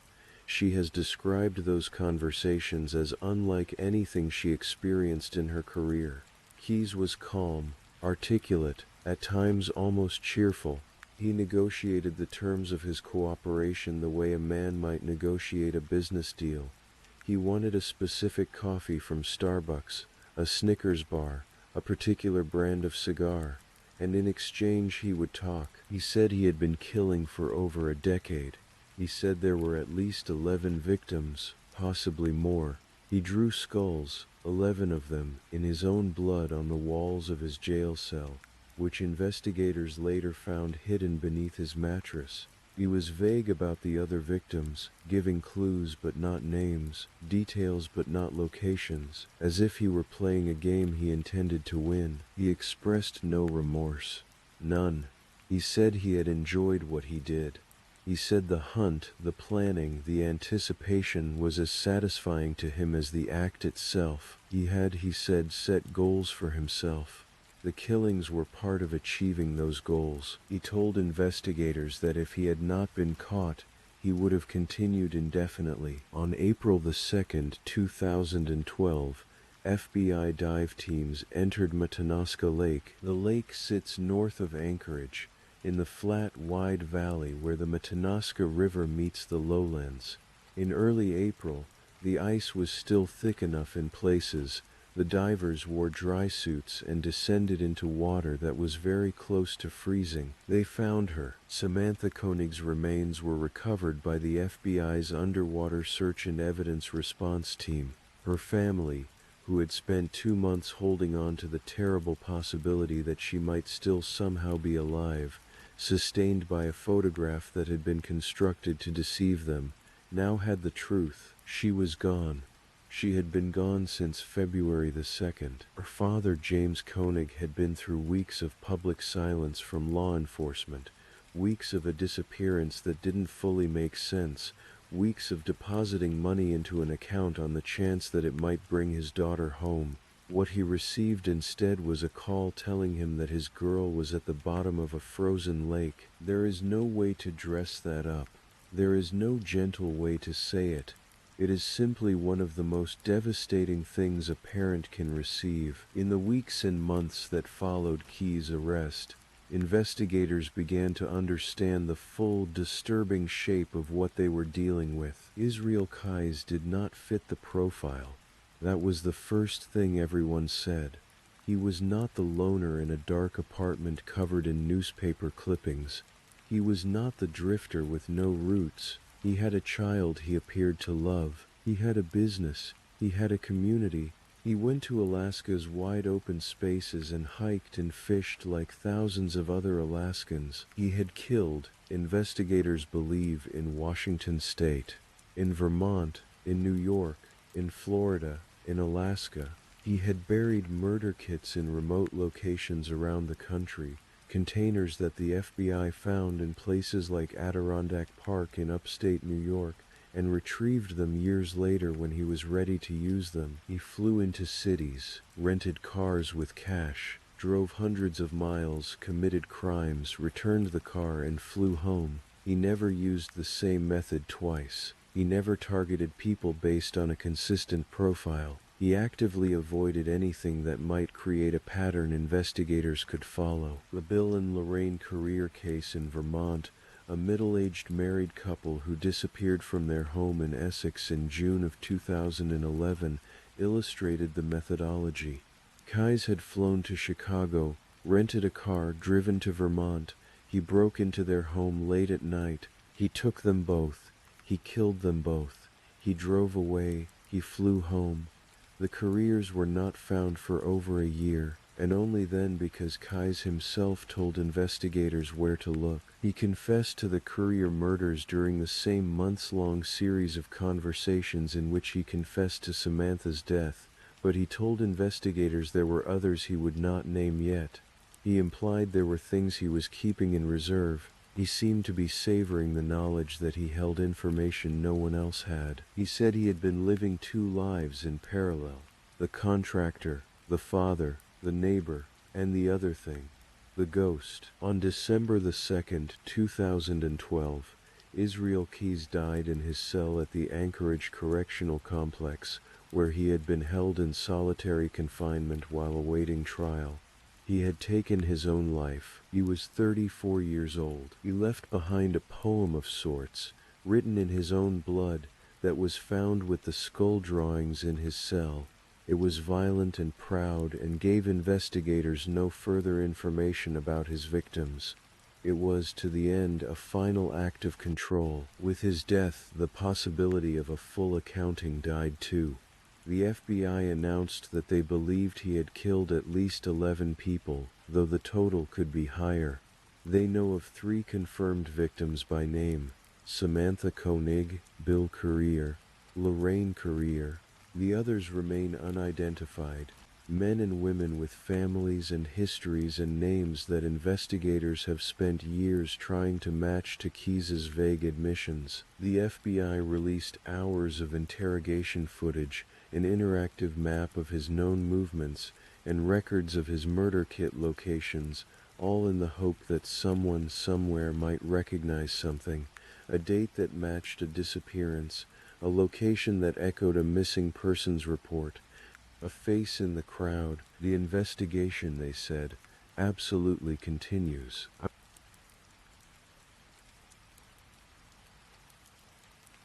I want to take a moment here, before we close, to come back to Samantha, because in a story like this one, a story that inevitably circles and circles the terrible gravity of the man who did the harm, it becomes easy to lose the person at its center, the girl in the lime green shirt, the 18-year-old who made espresso drinks for Anchorage regulars and had a boyfriend waiting for her and a father who loved her. Samantha Tesla Koig. She was born in 1993.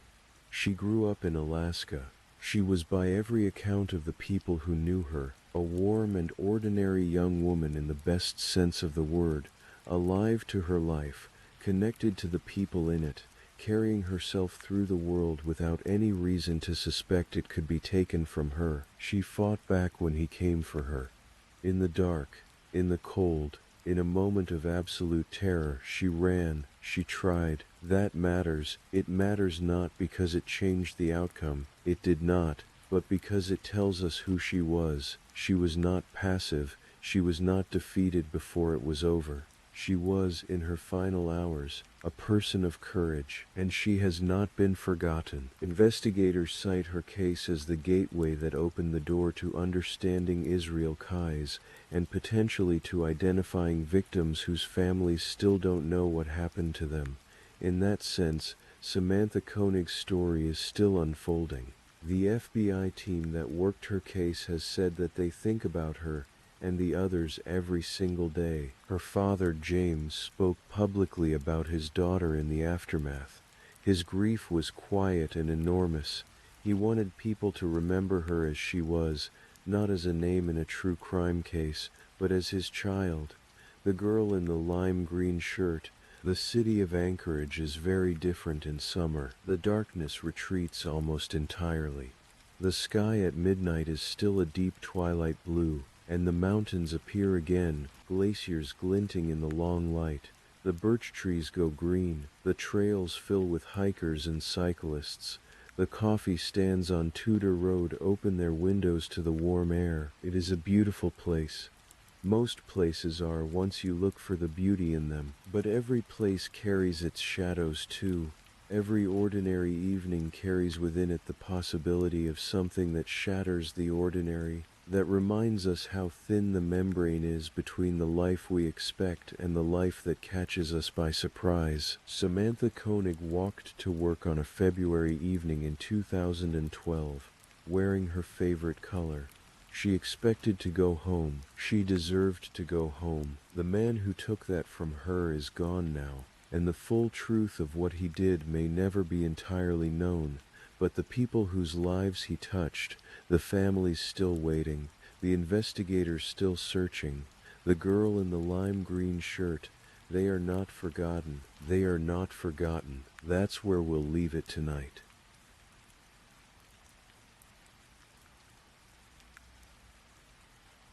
If you're still awake and listening, let's move on to our last story.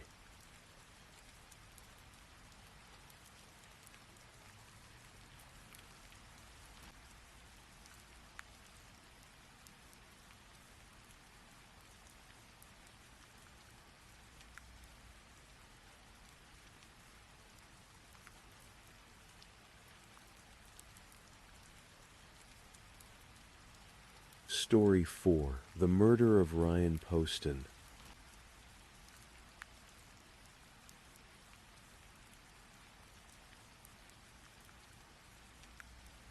This story is one of ambition and beauty, of a young man who had everything ahead of him and a relationship that quietly, gradually became something dangerous and consuming. It's a story rooted in the rolling hills of Kentucky, in the quiet suburbs just south of the Ohio River, where the streets are lined with brick homes and church steeples catch the morning light. It is the story of Ryan Poston.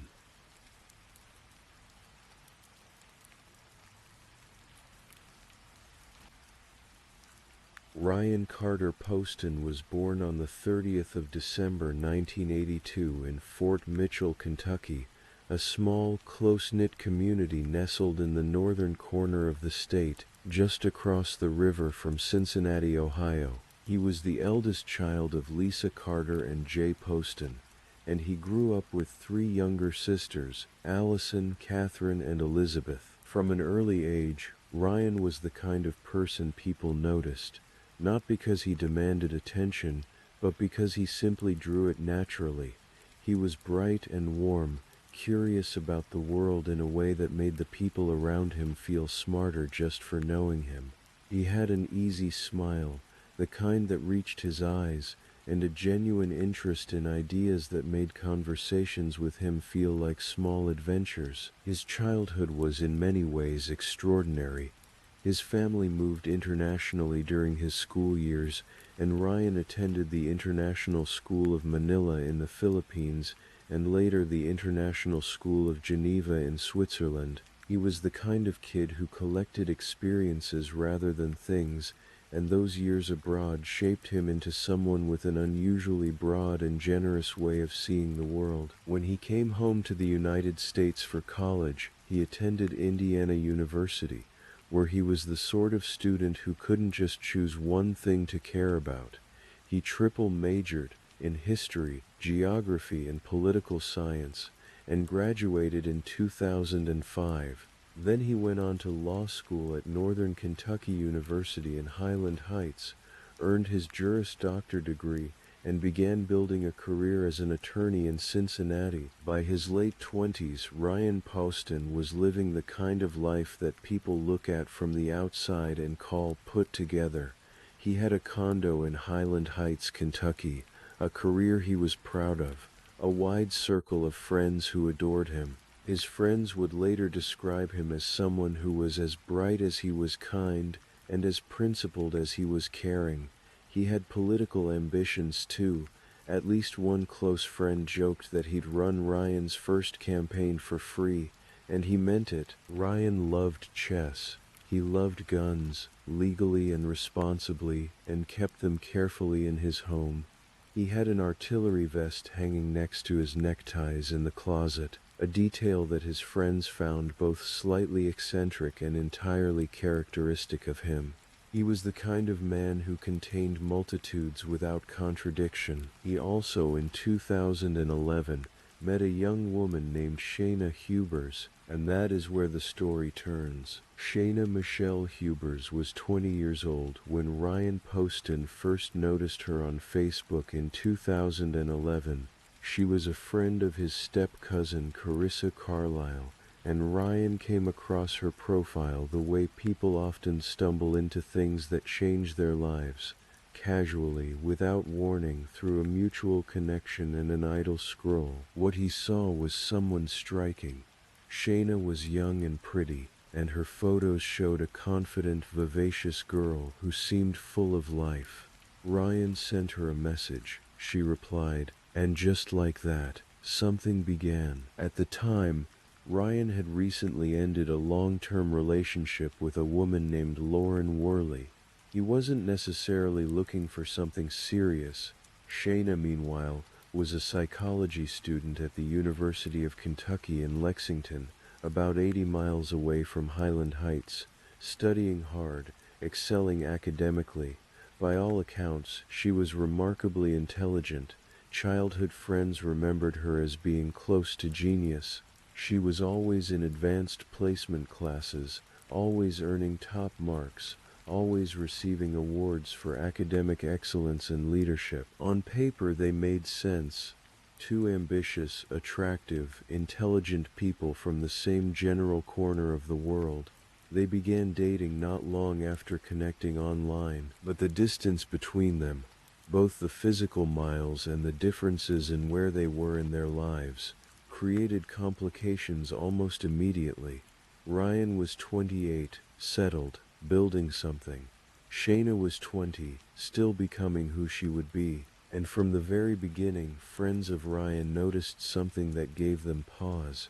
Shayna seemed to want more from the relationship than Ryan was willing or able to give. Ryan's friends would later say that he tried, more than once, to end things with Shayna, that he found it difficult because he was by nature kind. He didn't want to hurt her. He felt a sense of obligation to let her down gently, to be decent about it. One friend said plainly that Ryan just wasn't able to end the relationship, that he was too nice, didn't want to hurt her feelings. Another friend said that Ryan felt duty-bound to let her down easy. This, it turned out, was a terrible kindness. The kind that comes from a good place and leads somewhere very dark, because Shayna Hubers was not simply a girlfriend who had grown attached to someone who wasn't fully invested. She was something more consuming than that. She was, by every account that would eventually emerge in courtrooms and news programs and late-night conversations between worried friends, obsessed. Over the course of their 18-month relationship, Ryan and Shayna drifted in and out of each other's lives in a pattern that was never quite stable. They would be together, then apart, then together again. Ryan continued seeing other people during the periods when they weren't officially dating. Shayna knew this and struggled deeply with it. She also, according to testimony that would later emerge at trial, worked extraordinarily hard to keep his attention and affection. She picked up his laundry. She washed it and brought it back to him. She walked his dog. She went to the grocery store for him. She did things that a devoted partner does, but in the particular way that someone does them when they are terrified of losing something, not from a place of easy love, but from a place of quiet desperation. Ryan's neighbor Nikki Carnes, who came to know Shayna during this period, testified later that Shayna would often talk to her about the relationship. She recalled Shayna telling her that Ryan said she needed a nose job, that she needed a facelift, that she needed to lose weight. These were hurtful things, if true, the kind of careless cruelties that erode a person's sense of self over time. And yet, Nikki said, Shayna also always told her that she loved him. Despite everything, she loved him. It is one of the more heartbreaking threads in this story, the possibility that somewhere beneath the obsession and the volatility, There was something that had once been genuine feeling, and that Shayna Hubers was in over her head in a relationship that had turned corrosive without her fully understanding how to get out of it. Or perhaps that is too generous.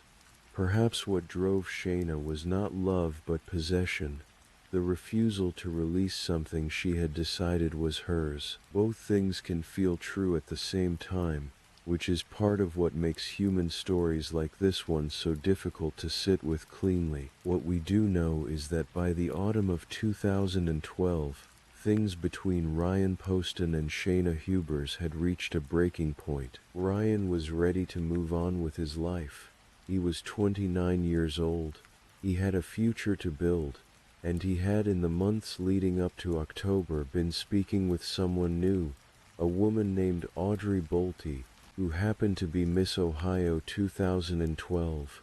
They had met online and had been chatting and texting for months. Ryan liked her. He was looking forward to meeting her in person. The night they had arranged to meet was October 12th, 2012. Ryan never made it. The evening of October 11th, 2012, the night before Ryan's planned date with Audrey Bolte, Ryan and Shayna spent time together at Shayna's mother and stepfather's home. Afterward, Shayna slept at Ryan's condo in Highland Heights. This detail would become one of the quiet, troubling mysteries woven through the case. Why, if Ryan was preparing to begin something new, had he allowed this? His mother's response when asked was measured and honest. I don't know if it was part of Ryan's attempt to let her down easy. I just don't know. It's possible Ryan thought he was being kind. It's possible he thought one more night was harmless.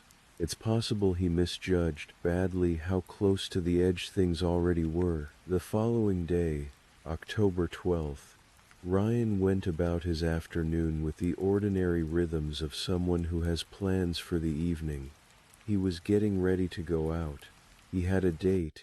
He had somewhere to be. But at some point that evening, Shayna was still there, or came back, or never fully left. Exactly how the confrontation began is something only Shayna Hubers knows for certain. What the evidence would ultimately reveal is that at some point, during those hours when Ryan should have been leaving for his date, a fight broke out inside his condo. At approximately 9 o'clock that evening, Shayna Hubers called 911. Her voice on that recording was thick with emotion. "I'm not a murderer," she told the operator. "I just killed him in self-defense." Ryan Carter Poston was lying on the floor of his Highland Heights condo. He had been shot 6 times. He was 29 years old. He had a date that night, and he was gone. Across town, Audrey Bolte waited. She had been looking forward to meeting him. This kind, smart man she had gotten to know through months of messages and calls. When he didn't show up, she waited a little longer, and then she went home. She never heard from him again. It would be a long time before she understood why. When the police brought Shayna Hubers into the interrogation room at the Highland Heights police station that night, they told her that they were waiting for an attorney to arrive before questioning her. They read her Miranda rights. They explained that they would not ask her questions until counsel was present, and then they left her alone in the room. What followed was captured on video, and it would become some of the most damning footage in the entire case. Shayna Hubers did not stay quiet. She paced. She danced around the room. She sang, quietly, to herself, "Amazing Grace," the old hymn.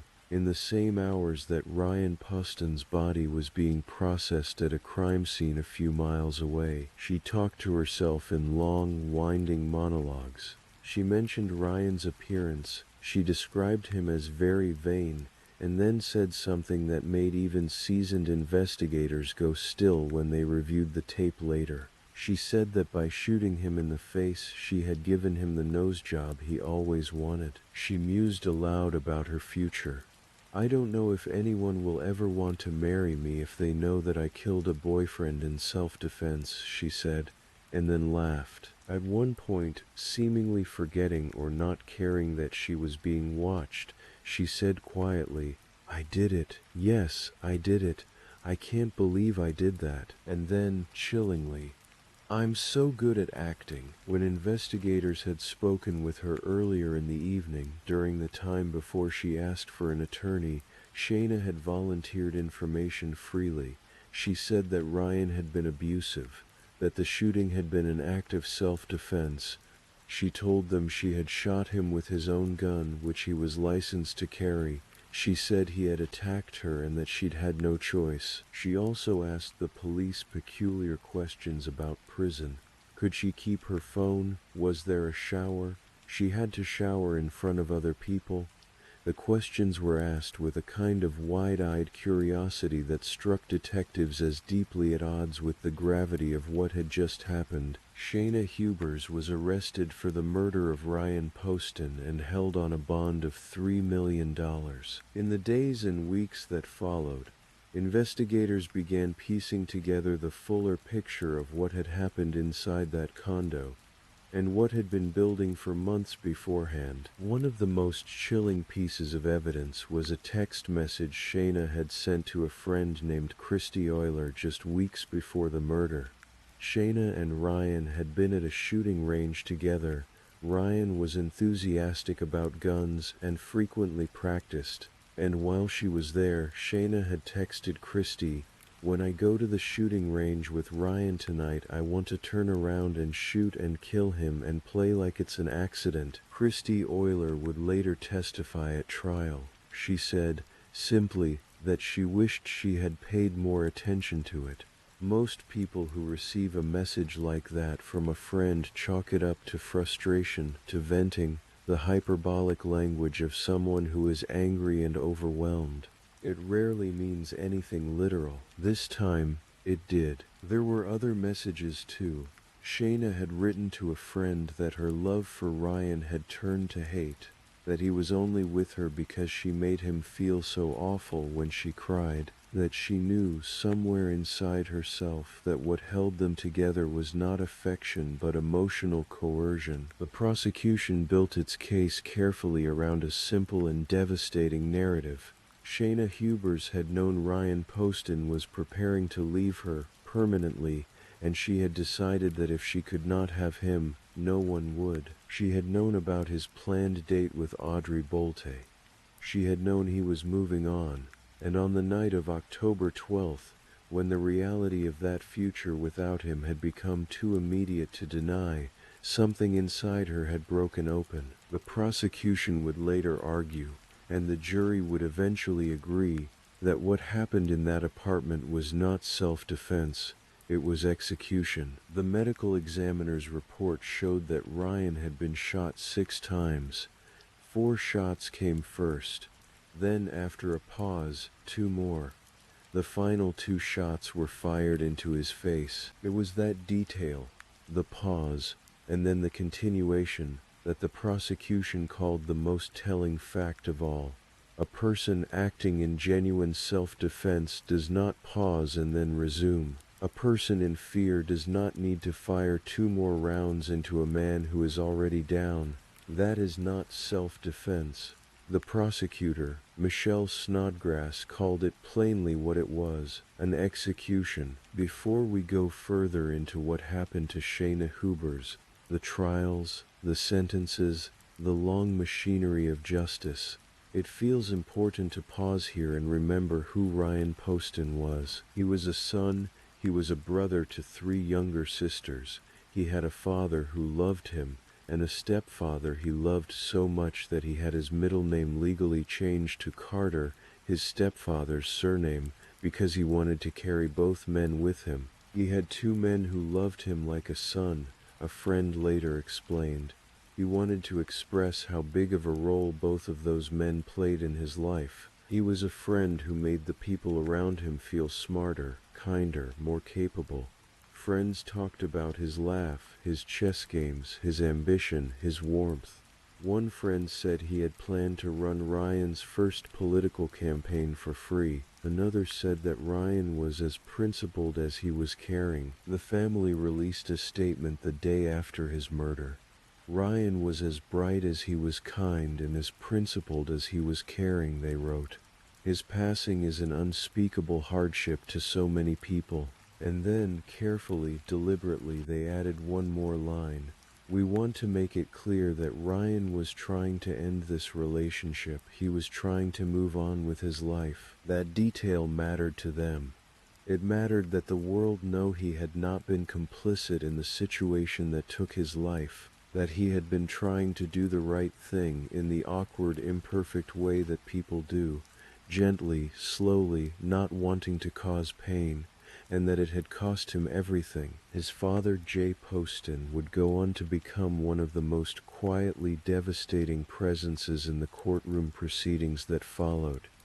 Patient, dignified, and unwilling to stop fighting for his son's memory, Jay Poston sat through years of hearings and trials and motions and delays.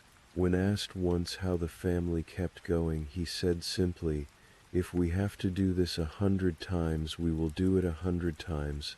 It will all be okay." The first trial of Shayna Hubers began in April of 2015, almost 2.5 years after Ryan Poston's death. The Campbell County Circuit Court in Kentucky was the venue, and from the beginning the proceedings drew significant national attention. The combination of elements, a brilliant young woman, a handsome young lawyer, a volatile relationship, bizarre interrogation footage, and a murder tied to a date with Miss Ohio, made it the kind of case that news programs could not look away from. Shayna Hubers' defense team argued that she had been the victim in the relationship, that Ryan Poston had been controlling and emotionally abusive, that he had made cruel comments about her appearance, that he had manipulated her, that she had been psychologically diminished by years of being pushed away and pulled back in. The defense also pointed to Kentucky's Stand Your Ground law, which states that a person does not have a duty to retreat before using deadly force in self-defense.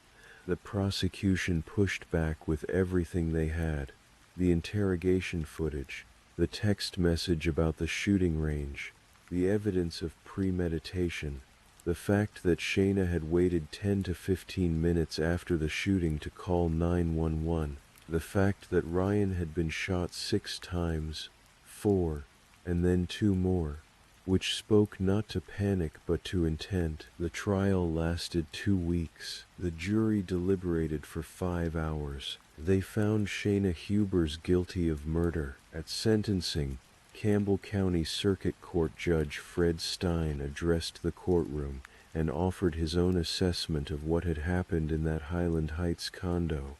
"What I think happened in that apartment was little more than cold-blooded murder," he said. "It was probably as cold-blooded an act as I've been associated with in the criminal justice system in the 30-plus years I've been in it." He sentenced Shayna Hubers to 40 years in the Kentucky Department of Corrections, with parole eligibility after 20 years. For Ryan's family, it was not relief. You can never feel relief about something like this, but it was something. It was acknowledgement. It was the world saying, in its formal and imperfect way, that what happened to Ryan Poston was wrong, and that the person who did it would be held accountable. And then, in 2016, the ground shifted. Appeals are a standard part of the legal process.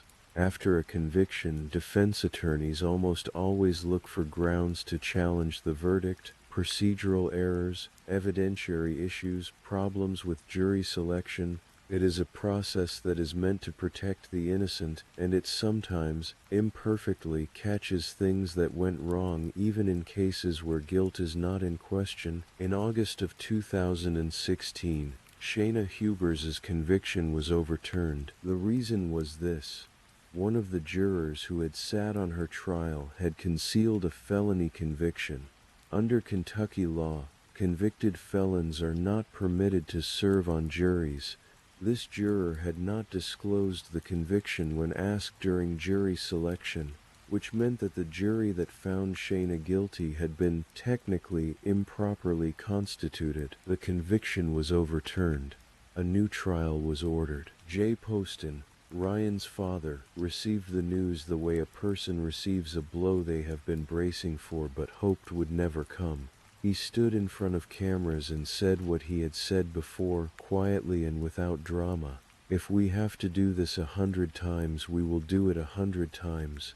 It will all be okay. The strength required to say that, to mean it, is almost impossible to fathom. A new trial was scheduled, delayed, rescheduled, and delayed again over the next 2 years.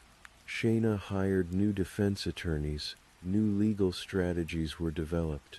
The family of Ryan Poston sat and waited and breathed through the years, because that was what they had to do. During this period, while awaiting her retrial, Shayna Hubers did something that struck many observers as startling. On June 7, 2018, she married a fellow inmate, a transgender woman named Unique Taylor, in a 2-minute jailhouse ceremony. Less than a year later, in March of 2019, a judge granted her a divorce. The filing stated the marriage was irretrievably broken. It was the kind of detail that is difficult to know what to do with, strange and human and oddly sad, in a story already full of strange and sad things. The second trial of Shayna Hubers began on August 8, 2018. Nearly 6 years after Ryan Poston's death. This time, Shayna took the stand. Her new defense attorney, David Eldridge, had developed a slightly different approach from the first trial. Rather than relying primarily on a physical self-defense argument, the defense leaned into what Kentucky law calls extreme emotional disturbance, a legal concept that can, in some circumstances, reduce a murder charge to a lesser offense. The argument was that Shayna had been so psychologically damaged by the relationship, so consumed by grief and fury and years of emotional manipulation, that her judgment had been catastrophically impaired in that final moment. Shayna testified about the relationship in detail, about the intimacy they had shared, about the ways she felt Ryan had treated her, about the push and pull dynamic that had defined their time together. She told the court that she had been hysterically crying during the confrontation that led to the shooting. She maintained, as she had always maintained, that she had been afraid of Ryan, that she had believed he would hurt her, that she had fired to protect herself. The prosecution, led by Michelle Snodgrass, was unmoved. She knew that Ryan Poston had somewhere else that he had to be and someone else that he was meeting, Snodgrass argued, and she wasn't gonna let that happen. It was the prosecution's clearest distillation of what they believed had happened. Not self-defense, not extreme emotional disturbance, but the cold and furious decision of a woman who had rather see a man dead than see him happy without her. The jury deliberated for 5 hours, the same amount of time as the first jury. They found Shayna Hubers guilty of murder. Again, on October 18, 2018, Judge Daniel Zala sentenced Shayna Hubers to life in prison with parole eligibility after 20 years. She will not be eligible for parole until 2032. Ryan's family stood in the courtroom and received the verdict with the quiet dignity they had maintained throughout 6 years of proceedings. Their statement afterward read, "Today we embrace justice, and yet we do not feel joy. It has been 6 long and heartbreaking years without our beloved Ryan. Those who love Ryan now move forward with the integrity, dignity, and kindness that Ryan exemplified throughout his life. There is no joy in a verdict like this. There is only the soft, heavy weight of something concluded, a door closed on years of waiting, on the hope that the law might eventually catch up to the truth.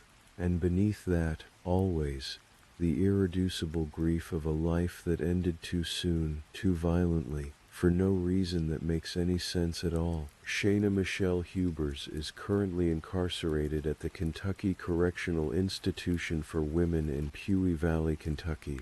She will be in her mid-40s before she is first eligible for parole. She may spend the rest of her life in prison. Ryan's friends have spoken about the case in the years since with a rawness that does not diminish with time. One of Ryan's closest friends, Adam Bliel, put it plainly, "There is no satisfaction, there's no relief, there'd be no penalty severe enough for there to be justice." That is the thing about a case like this, and perhaps the thing that makes it linger in the mind on nights like this one, when the world is quiet and we let ourselves think about the lives of strangers. Justice, when it comes, does not restore what was lost. Ryan Poston does not come back. His sisters do not stop missing their brother. His parents do not stop carrying the particular weight that only a parent who has lost a child knows. His friends do not unsee what they saw, or unknow what they know. What they are left with is the memory of someone who was, by every account, worth remembering. A man who triple majored because he couldn't pick just one thing he loved about the world. A man who changed his middle name to honor two fathers. A man who kept bullets in a cabinet next to his board games. A man who was too kind to end a relationship that needed ending. Who believed in gentleness even when it complicated things, who had a date with Miss Ohio on a Friday night, and was getting dressed, and had no idea, none, not the smallest shadow of an idea, that the world was about to end. He was 29 years old. He had a career and a condo and 3 sisters and 2 fathers and a future. He had plans for that evening. He had plans for many evenings to come. His family asked the world to remember him not as a victim but as a person, as someone who was bright and kind and principled and caring, as someone who was simply loved. That is the story of Ryan Poston. It is not a comfortable story. None of the true ones are. But there is something in the telling of it, in sitting with the facts of a real life, a real loss, a real family still walking through the world with that weight, that feels in a strange way like a form of witness, like saying, "This happened, he existed, he mattered, you are still here, you are warm and safe and the night is quiet around you. Let the story settle, the way stories do. Let your breathing slow. Let the images drift away, the courtrooms and the condo and the long years of waiting, and let them become something softer, the shape of a life considered, and a night gently ending. If sleep is close, let it come. If it isn't yet, that's all right too. Just rest. Just breathe. The night will do the rest. Thank you for being here tonight. Thank you for listening. Take care of yourself, and I'll see you in the next story. Good night.